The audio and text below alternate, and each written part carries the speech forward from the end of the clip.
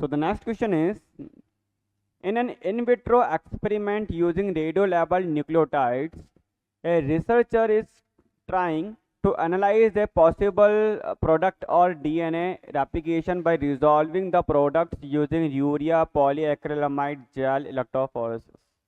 Okay, बहुत बड़ा line है, वापस तोड़ तोड़ के पढ़ते हैं. सो इन्होंने बोला in an in vitro experiment है, ट्यूब के अंदर हो रहा है, यूजिंग रेडियो लेबल्ड न्यूक्लियोटाइड है. हमारे पास जो न्यूक्लियोटाइड है वो रेडियो लेबल्ड है, चाहे एडेनिन है, थाइमिन है, गुआनिन है, साइटोसिन है, सारे. Okay. A researcher is trying to analyze the possible product of DNA replication by resolving the product using urea polyacrylamide gel electrophoresis. तो एक रिसर्चर क्या कर रहा है, ट्राई कर रहा है, क्या करने के लिए, analyse the possible product of DNA, possible product और DNA replication by resolving the product using, क्या यूज किया है उसने, urea polyacrylamide gel electrophoresis. Urea denature करता है, आपको पता ही है ना. Okay. So in one experiment, दो एक्सपेरिमेंट है. वेरी फर्स्ट एक्सपेरिमेंट में उसने क्या करा है, setup in one experiment setup ionase first is added set 1. First में क्या किया है बेटा, इसने आरएनएस दिया है, आरएनएस फर्स्ट दे दिया. ठीक है. और न्यूक्लियोटाइड है ही, डीएनए रेप्लिकेशन ये सब अपन देख ही रहे हैं एक तरह से. सो आरएनएस फर्स्ट एडेड किया है set 1 and while in another set no RNAs. और सेट 2, ये सेट फर्स्ट था, इसके अंदर आरएनएस फर्स्ट दिया है, सेट 2 के अंदर इसने कोई आरएनएज नहीं दिया. ओके. नॉर्मल अपना क्या है, इन्होंने बोला है कि एक्सपेरिमेंट कौन सा कर रहे हैं अपन, इन्होंने बोला है कि researcher is trying to analyse the possible product और DNA replication by resolving the product of urea gel. तो डीएनए रेप्लिकेशन की बात की जा रही है. Okay. So while in another set no RNase second was added set 2 the possible observation of this experiment could be. So यहाँ पे possible observation क्या हो सकते हैं एक्सपेरिमेंट के. तो देखो, पहली बात तो आपको पता होना चाहिए बेटा, जब भी हम डीएनए रेप्लिकेशन करते हैं, ये देखो ये 5 प्राइम एंड है, ये 3 प्राइम एंड है, ये 5 प्राइम एंड है, ये 3 प्राइम एंड है. ठीक है. अगर ये तो अपन ने नॉर्मल ऐसा बनाया, देखो होता क्या है सर, डीएनए अपना ये देखो ये 5 प्राइम एंड है, होता तो डीएनए ऐसे ही है ना अपना. ये देखो 3 प्राइम और ये रहा 3 प्राइम और ये लो ये 5 प्राइम. अब क्या होगा बेटा, ये देखो ये जब रेप्लिकेशन फॉर्क ओपन होती है ना, ये रेप्लिकेशन फॉर्क लाइक ये ओपन हो रही है, ये लाइक ऐसे. तो रेप्लिकेशन फॉर्क ओपन करने के लिए यहाँ पे हमारे को चाहिए होता है क्या, हेलिकेज. अब हेलिकेज ने ओपन कर दिया है, ये आपका फॉर्क ओपन हो गई है. ठीक है. रेप्लिकेशन बबल बन गया है, एक बबल के अंदर 2 फॉर्क होती है, अपन इसको ऐसे भी बना सकते हैं. ठीक है. आप चाहो तो इसको अपन यूं भी शो कर सकते हैं, देखो ऐसे ऐसे.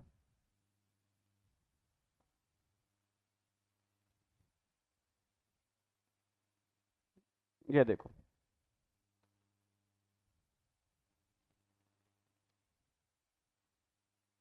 ये लो.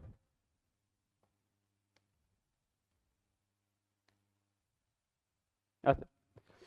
सो नाउ बेटा आपको तो पता ही है कि जब भी हम रेप्लिकेशन कर रहे हैं, सिंथेसिस कर रहे हैं, तो मुझे क्या चाहिए होता है, प्राइमर चाहिए होता है. मुझे क्या चाहिए, 5 प्राइम एंड ये देखो यहाँ पे मेरे को चाहिए होता है प्राइमर. ये देखो 5 प्राइम एंड ये मेरे को चाहिए यहाँ पे प्राइमर, ये 3 प्राइम. नाउ प्राइमर से पॉलीमरेज, क्योंकि पॉलीमरेज को चाहिए होता है 3 प्राइम OH. नाउ पॉलीमरेज क्या होता है, नाउ पॉलीमरेज बाइंड करता है 3 प्राइम OH से यहाँ पे, एंड देन वो क्या करता है, पूरा का पूरा आपका डीएनए नया बनाना स्टार्ट कर देता है, डीएनए बनाना. ओके. पॉलीमरेज कौन. अब नाउ आपको तो पता ही है, आपने क्या यूज में लिया है, यहाँ पे स्टार्टिंग में आपने यहाँ पे अटैच करवाए हैं क्या, प्राइमर. और बेटा ये जो प्राइमर्स होते हैं ये होते हैं किसके बेटा, आरएनए के. किसके होते हैं, आरएनए के. Okay. During DNA replication DNA polymerase can not able to bind because they want 3 prime OH and 3 prime OH कौन देके जाएगा, प्राइमर. प्राइमर कौन किसके होते हैं, आरएनए के. आरएनए प्राइमर ये कौन से केस की बात की जा रही है, रेप्लिकेशन की केस की बात की जा रही है. ठीक है. अब इन्होंने बोला है कि 2 एक्सपेरिमेंट किए, एक सेट 1 के अंदर तो आपने आरएनएज 1 लिया है, तो आरएनएज 1 लिया है तो आरएनएज को क्लीव करेगा, आरएनएज हटा देगा. और सेट 2 के अंदर, सेट 2 की बात की जाए तो यहाँ पे सेट 2 के अंदर कोई आरएनएज नहीं है, तो यहाँ पे आरएनए रहेंगे. तो जिसके पास में आरएनए है बेटा वो बड़ा होगा, उसका बैंड क्या आएगा, हमेशा ऊपर आएगा. और जिसके पास में आरएनएज दे दिया है तो आरएनएज है ही नहीं, आरएनए है ही नहीं, क्योंकि आरएनएज का काम क्या होता है, आरएनएज एक एक करके आरएनए को हटा देगा, ओनली डीएनए छोड़ेगा. तो वो थोड़ा छोटा होगा एज कम्पेयर टू जिसमें RNA है, तो इसके बैंड थोड़े नीचे आ जाएंगे। तो नीचे वाले बैंड किसके अंदर आएंगे, सेट 1 के बैंड तो हमेशा क्या हो सकते हैं, सेट 1 के नीचे 2 के हमेशा ऊपर आएंगे, ये मान के चलना, मोबिलिटी चेंज हो जाएगी। तो इन्होंने बोला there is no difference in the mobility of label DNA fragments between the set 1 and set 2, no. ठीक है, DNTP रेडियो लेबल न्यूक्लियोटाइड क्यों लिए, क्योंकि मैं एप्लीकेशन को चेक कर रहा हूँ, तो जितने भी न्यूक्लियोटाइड अटैच हो रहे हैं वो रेडियो लेबल्ड है। आ रहा है समझ में? सो क्या डिफरेंस नहीं होगा, डिफरेंस होगा। There is a distinct difference in the mobility of the newly synthesized labeled DNA fragment between SAT1 and SAT2. Yes, दोनों में difference देखने को मिलेगा, correct बोला। The mobility of the newly synthesized labeled DNA fragment in case SAT1 is faster as compared to SAT2 because SAT1 के पास में RNA है, उसने RNA को क्लीव कर दिया, RNA को क्लीव कर दिया, तो बताओ क्या ओनली DNA पार्ट है। बट SAT2 के पास में क्या है, RNA प्लस में DNA हाइब्रिड है, RNA प्लस में DNA हाइब्रिड होगा, तो हाइब्रिड होगा तो बताओ उसका जो मॉलिक्यूलर वेट होगा वो एज कम्पेयर टू SAT1 ज़्यादा होगा, तो उसकी मोबिलिटी भी क्या होगी, कम। तो यहाँ पे इन्होंने यही तो बोला है, there is a different in the mobility of the newly synthesised labelled DNA fragment between SAT1 and SAT2, सही बात है। फिर the mobility of the newly synthesised labelled DNA fragment in case of SAT1 is faster as compare to SAT2, ये भी सही बोल दिया इन्होंने।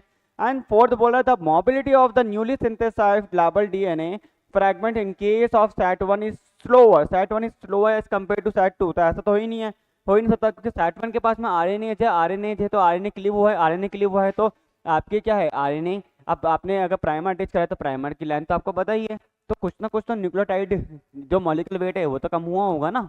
सो आप ऐसे कैसे कह सकते हो the mobility of the newly synthesised labelled DNA fragment in case of SAT1 is slower as compare to SAT2। So ये क्या ना, इस तरह से गलत हो जाएगा। क्वेश्चन में क्या मांग रहे हैं हमसे, which of the following combination represent correct observation. तो करेक्ट ऑब्जर्वेशन क्या हो जाएगी हमारे पास 2 and 3, कहाँ है 2 and 3, सो आंसर हमारा क्या हो जाएगा बी। आया समझ में, नोट करो।